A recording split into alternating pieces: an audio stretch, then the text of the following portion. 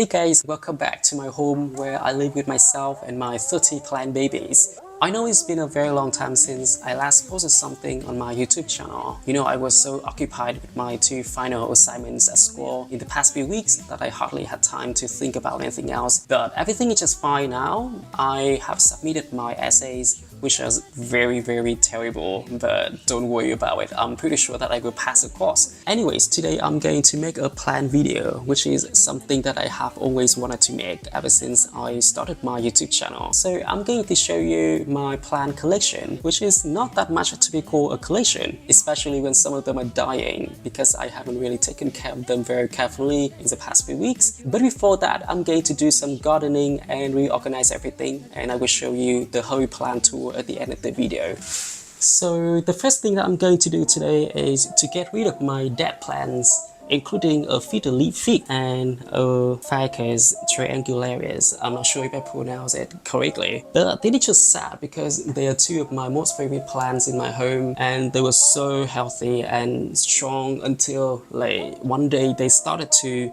drop all the leaves. And I tried everything. I tried moving them outdoors, I tried watering them, fertilizing them, and so on, but to no avail. So I think it's time to let them rest in peace.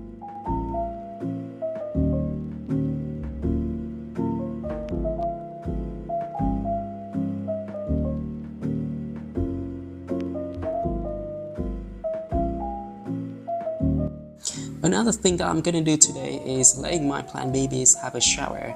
I read online that we must regularly wipe them with a wet towel or wash the leaves to clean the dirt on the surface, which can help the plant breathe and photosynthesize better.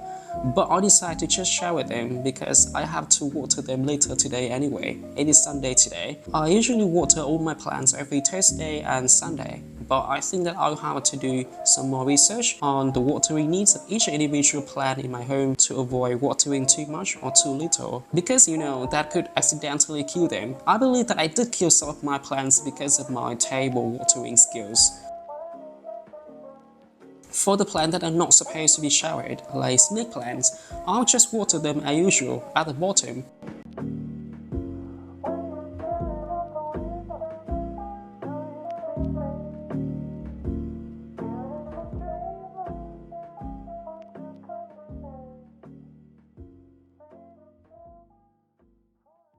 I also have some semi-aquatic plants I propagated but kind of forgot to change the water for a very long time. Luckily they are still living, so I will change the water and wash the jars carefully so that they can thrive in clean water.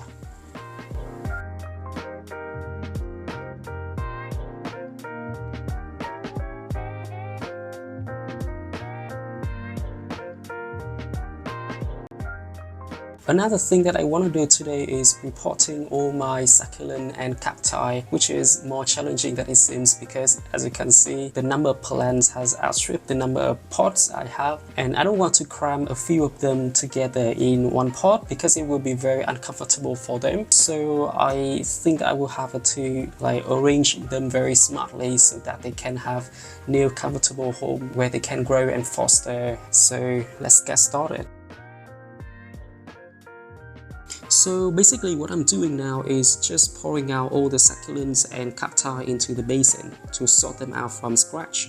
The reason is that last time I planted them very densely and chaotically, and after a while some succulents died. I don't know what the reason is. Is this because I planted them so densely that they don't have enough space to live, or because I planted like different species of succulents together and they started killing each other? I don't know. So this time I decided to plant them more sparsely. Each of these pots will have only 1 to 3 plants. I also try to arrange similar species in the same pot so that they can live together in harmony. I was so worried at first that I wouldn't have enough pots for all these plants and I would have to go to buy a few more, but it turned out that the number of pots was just enough, thanks God. Okay, so I have finished repotting my plants, and this is my new army of cacti and succulents. They look so beautiful, don't they? Look at this. I hope that none of them will die this time.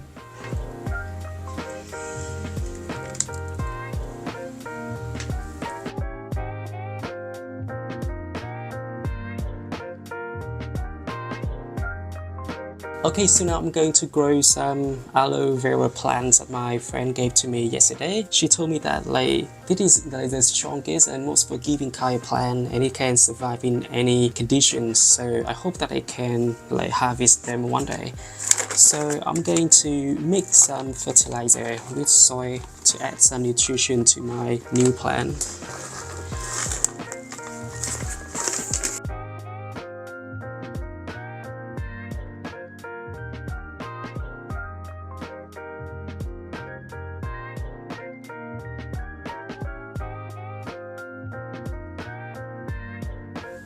Okay, so I think that I'm done here. So now I'm going to go inside, clean my home and like rearrange my apartment, and then I will show you my plant tour, okay?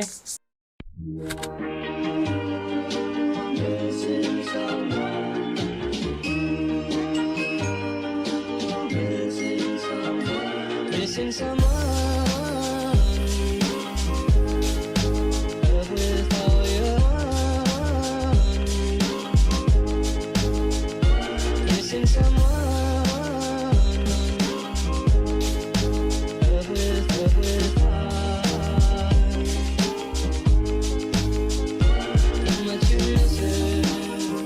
So as soon as you walk in the entryway, you will see some semi-aquatic hardleaf philodendrons I have been growing for a year now, and I hardly have to take care of them, but they still grow very well without any direct sunlight. And here comes the living room where I plant a lot of plants and have also killed many plants due to my terrible gardening skills. In this corner, I have a golden potter that I bought quite a long time ago. This plant also does not require much sunlight and care, and it's also easy to let her have babies. You can see that in the opposite side, I have her offspring that I propagated a long time ago, but it looks quite withered.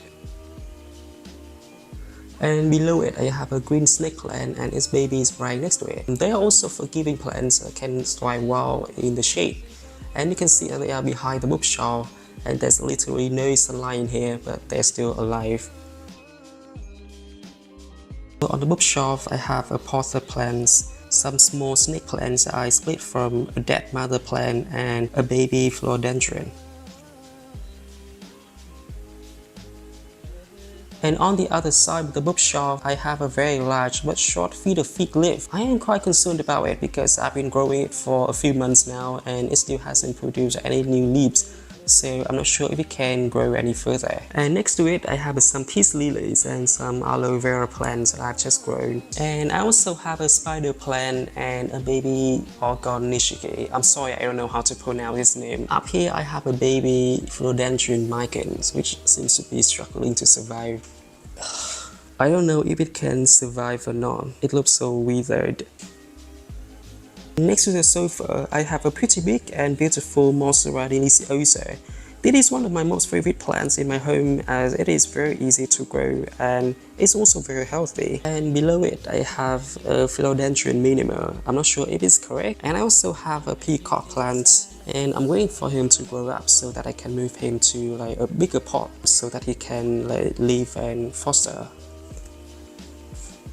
And moving on to the other side of the sofa, here I have a ZZ plant. This is the first plant that I bought when I first moved to this apartment, and he's been here with me for like a year and 9 months now, so it can be said that he is a big brother of the plant family. And I also have a large fern plant here. There's nothing to talk about this one. In this corner, I have a huge mirror and 2 Monstera plants. First, I have a Monstera adansini plant. He almost died when I found him in the local nursery, but surprisingly he recovered and he's now growing up pretty well. Over here, I have a philodendron. I don't know his scientific name, but he's also very independent and well developed, and I almost never have to take care of him. And the last plant in the living room is the Chinese evergreen, maybe, and he's dying. And I think I will have to do some research to save him because he's very beautiful and I really like him. As I told you, my office is pretty hot in the summer and I don't use it a lot recently, so I don't keep any plants in here. The only plant in this room is probably the dead flower on the altar. I also don't have any plants in the kitchen and the bathrooms because there's no sunlight in there, so I think it's not a good idea to like grow plants there because they will die in a few weeks. Anyway, so let's move on to the last room of my apartment. It is my bedroom, which you haven't seen seen so many times, right? First of all, I have a fern plant on the nightstand next to the bed. This is actually the child of the fern plant in the living room. On this side of the bedroom, I have a, I don't know its name in English, something cynical, I don't know. But in Vietnamese, we call it like the happy plant. And next to it, I have another nightstand where I display my succulent and cacti collection. This is my most favorite corner of my home because there's so many kinds of succulents and cacti here.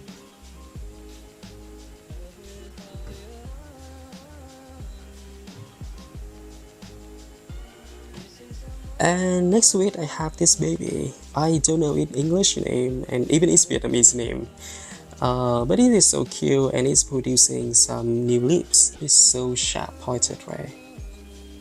And lastly, I have a lemon tree and a lime tree, which I have been growing for a very long time. I mean, they have been here with me since I moved here. So it's been like more than a year now and they still haven't produced any fruit. I don't know what's wrong with them, but I will still keep them here forever because they have been my friends since day one. Okay, so I think that is my entire plant collection. There's still so many other plant species I want to add to my home. But for now, I think that I will stop like buying more plants, but just like spend time taking care of the plants I have because some of them seem not to be very healthy. So in the next few months, I will stop splashing out on like buying more plants. And maybe in the future, when my home is like totally full of plants like in this picture, I will make another apartment tour to show you guys. So if you have any plant caring tips for me or if you see me make any mistake about gardening in the video, just comment down below.